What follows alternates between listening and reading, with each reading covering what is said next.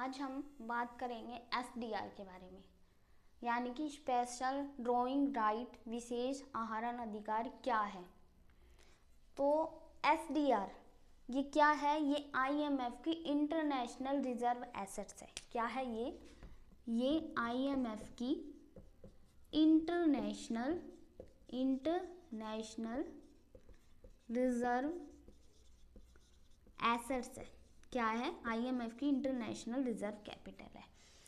यानी कि आईएमएफ जो है ना, उसकी करेंसी के तौर पर काम करती है, बट इसमें सिर्फ एक करेंसी इंक्लूड नहीं है, इसमें फाइव करेंसी इंक्लूड है। एसडीआर में 5 करेंसी इंक्लूड है, जिसे हम बास्केट ऑफ करेंसी भी कहते हैं। Basket of currency, basket of currency, क्योंकि इसमें 5 करेंसी इंक्लूड है। कितनी करेंसी इंक्लूड है? 5 करेंसी। ठीक है। फर्स्ट कौन सी है? यूएस डॉलर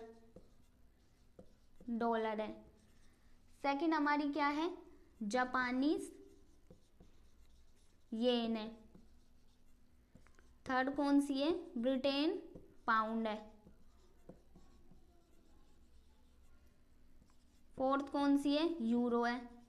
और फिफ्थ कौन सी है? Chinese young. ठीक है। बास्केट ऑफ करेंसी, जिसमें से 5 एसडीआर क्या है? बास्केट ऑफ करेंसी है, जिसमें 5 करेंसी इंक्लूड है। ये आईएमएफ के एक इंटरनेशनल रिजर्व कैपिटल है। ठीक है। एसडीआर की जो शुरुआत है वो कब की गई थी? 1969 में। क्यों की गई थी? लिक्विडिटी लाने के लिए। इसलिए एसडीआर को पेपर गोल्ड भी कहते हैं। पेपर गोल्ड भी कहते हैं एसडीआर को। अल्टरनेट नाम भी है इसका, अल्टरनेट नेम, अदर नेम भी। लिक्विडिटी 1969 में एसडीआर की शुरुआत की गई थी इंटरनेशनल लिक्विडिटी लाने के लिए। कैसे? मान लीजिए कोई देश है, वो इंपोर्ट कर रहा है, लेकिन उसके पास इंपोर्ट के पैसे नहीं है पे करने के लिए, तो वो क्या करेगा? वो आईएमएफ से पैसे लेगा और फिर पेमेंट करेगा। आईएमएफ से कैसे लेगा? जो ये एसडीआर है ना, ये कूपन के फॉर्मेट में होती है। किस फॉर्मेट में होती है? जो एसडीआर है वो किस फॉर्मेट में होती है? वो कूपन के फॉर्मेट में होती है।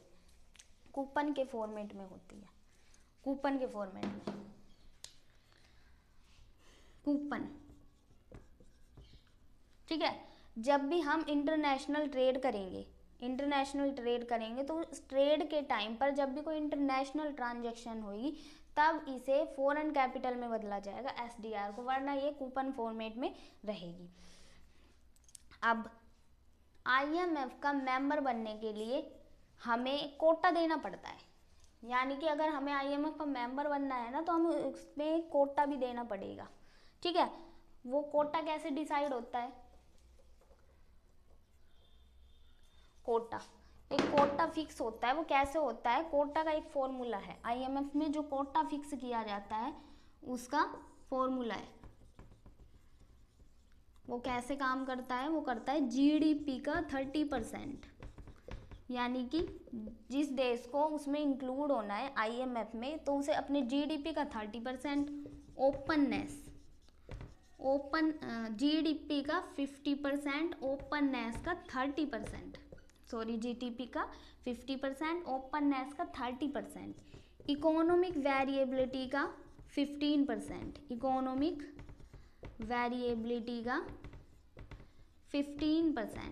ठीक है। और इंटरनेशनल रिजर्व का 5%,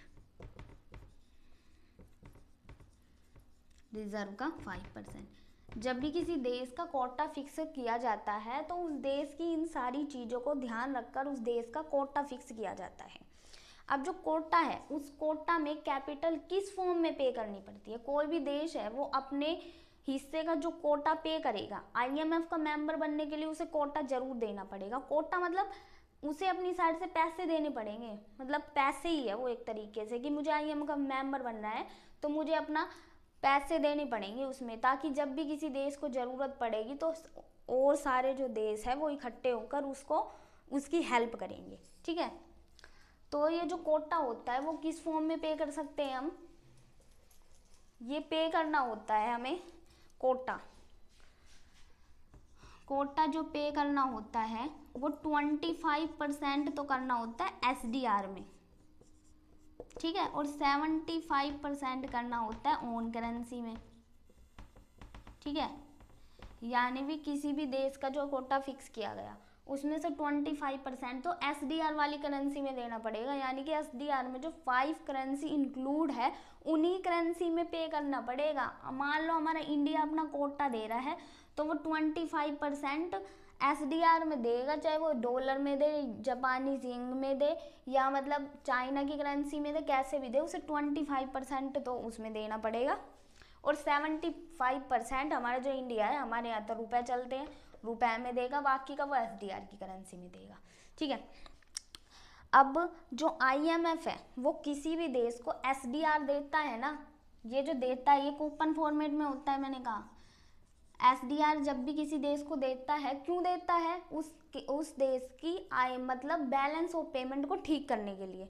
ठीक है, IMF SDR देता है तो उस पर 1.5% पर एनम की रेट से इंटरेस्ट लेता है।